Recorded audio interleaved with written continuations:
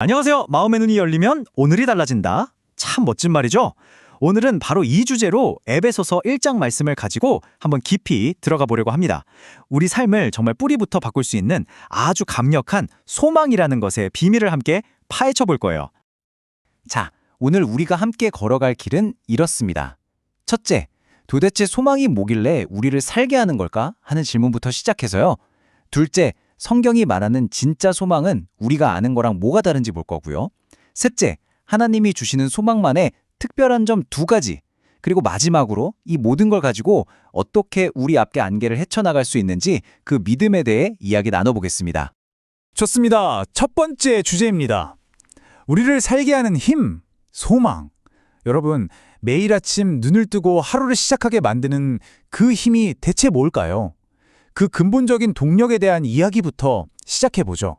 사실 우리 모두는요, 어떻게 보면 내일이라는 것에 대한 믿음으로 살아가잖아요? 그쵸? 내일은 더 나을 거야. 이것만 끝나면 좋아질 거야 하면서요. 근데 그 믿음의 진짜 정체, 그 핵심이 뭘까요? 성공일 수도 있고, 가족의 행복일 수도 있고요.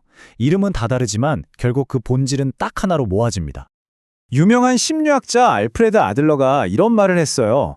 우리의 행동을 결정하는 건 과거의 경험이 아니라 미래의 우리가 뭘 목적으로 삼고 있느냐 하는 거래요. 와, 이거 진짜 중요한 말 아닌가요?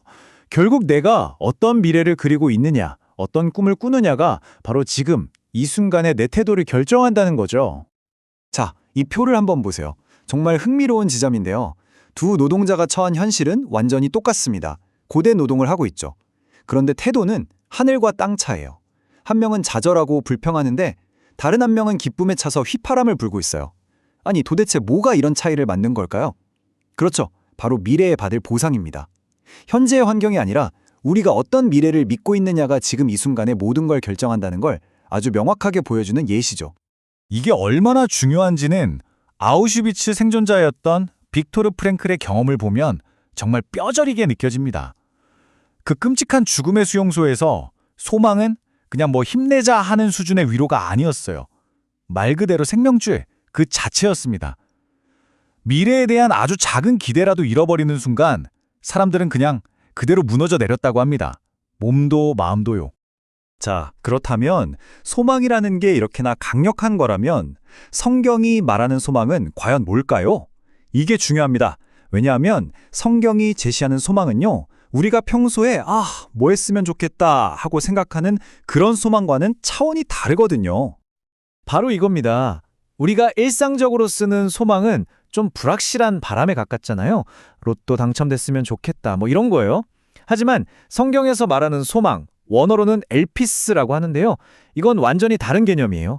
그렇게 되면 좋겠다가 아니라 반드시 그렇게 될 것이다 라는 미래에 대한 아주 확실한 기대를 말하는 겁니다.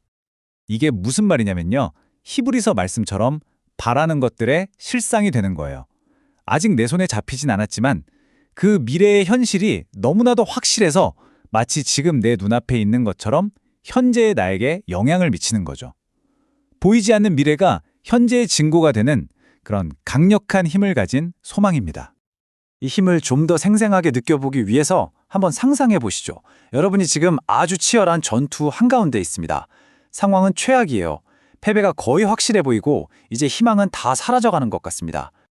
그런데 바로 그 절망의 순간에 저 멀리 언덕 너머에서 뭔가 소리가 들려옵니다. 처음엔 희미하던 소리가 점점 커져요. 들어보니까 우리 편 지원군의 승리 행진곡 소리인 거예요. 자, 생각해 보세요. 지원군이 아직 도착한 건 아니에요. 승리가 눈앞에 펼쳐진 것도 아니죠. 하지만 그 승리의 노래를 듣는 순간 모든 게 바뀝니다. 갑자기 없던 힘이 솟아나고 다시 싸울 용기가 생기는 거죠. 바로 이것이 바로 성경이 말하는 소망, 엘피스입니다. 미래의 확실한 승리가 현재의 나를 완전히 바꿔놓는 것. 이게 핵심이에요. 자, 그럼 이제 에베소서 본문으로 더 깊이 들어가서요. 하나님이 우리에게 주시는 소망이 구체적으로 어떤 특징을 가지고 있는지 살펴보겠습니다. 아주 독특한 2가지 특징이 있는데 첫째는 굉장히 인격적이라는 거고요.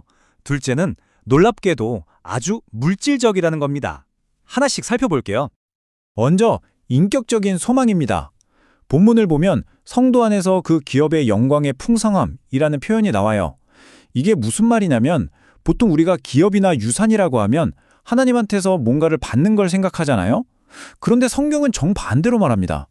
바로 우리가, 믿는 우리가 하나님의 기업이고 유산이라는 거예요. 우리가 하나님의 가장 소중한 보물이라는 정말 놀라운 선언이죠. 그러니까 이 소망의 출발점은 내가 뭘 받을까가 아니에요. 하나님이 나를 어떻게 보시는가입니다. 하나님이 나를 당신의 가장 귀한 보물로 여기신다는 것, 바로 그 관계에서부터 우리의 모든 소망이 시작된다는 겁니다. 정말 엄청난 이야기죠. 그리고 두 번째 특징은 이 소망이 그냥 막연하고 추상적인 영적인 개념이 아니라는 겁니다. 아주 구체적이고 물질적인 사건에 뿌리를 두고 있어요. 본문에서 말하는 지극히 크신 능력이 보여준 최고의 증거가 뭐죠? 바로 예수 그리스도께서 죽음을 이기고 육체적으로 물리적으로 다시 살아나신 부활 사건입니다.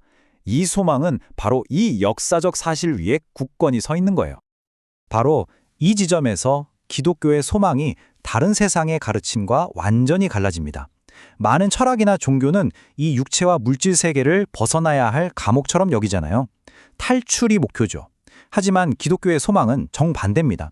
이 세상과 우리의 육체를 버리는 게 아니라 오히려 완전히 새롭게 회복하는 것을 목표로 합니다.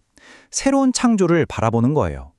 자, 그럼 이 인격적이고 또 물질적인 이 엄청난 소망이 대체 우리 실제 삶에서 어떻게 힘을 발휘할까요? 이 모든 이야기를 하나로 묶어주는 정말 놀라운 실화 하나를 소개해드리면서 오늘 이야기를 마무리해볼까 합니다. 1952년 플로렌스 체드윅이라는 수영 선수가 캘리포니아 해안을 향한 34km의 바다 횡단에 도전합니다.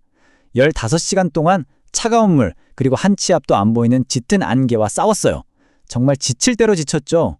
그런데 해안을 불과 800m 남겨두고 그녀는 포기하고 맙니다. 안개 때문에 해안선이 보이지 않았기 때문이에요. 하지만 2달 뒤 그녀는 똑같이 짙은 안개 속에서 다시 도전했고 이번에는 마침내 성공합니다. 왜일까요? 이번에는 눈에 보이지 않아도 저 너머에 해안이 있다는 그 그림을 마음속에 굳게 붙들었기 때문입니다. 나중에 그녀가 이렇게 말했어요. 제가 포기한 건 추위나 피로 때문에 아니었어요. 안개 때문에 제 목표를 볼 수가 없었기 때문이에요. 와, 정말 많은 걸 생각하게 하는 말이죠. 그녀를 멈추게 한 건 체력의 한계가 아니라 시야의 한계였던 겁니다. 두 번째 도전 때도 안개는 똑같이 짙었어요. 바뀐 건 아무것도 없었죠. 단 하나, 그녀의 마음가짐만 빼고요. 이번에는 눈에 보이지 않는 해안이 반드시 거기에 있다는 그 확실성을 믿고 헤엄쳤습니다.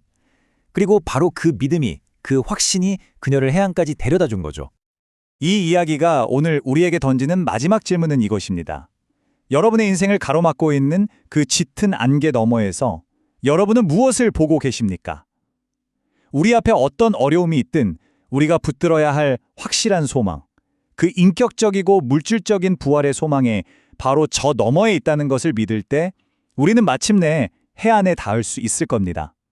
결국 마음의 눈이 열리면 우리의 오늘이 달라집니다.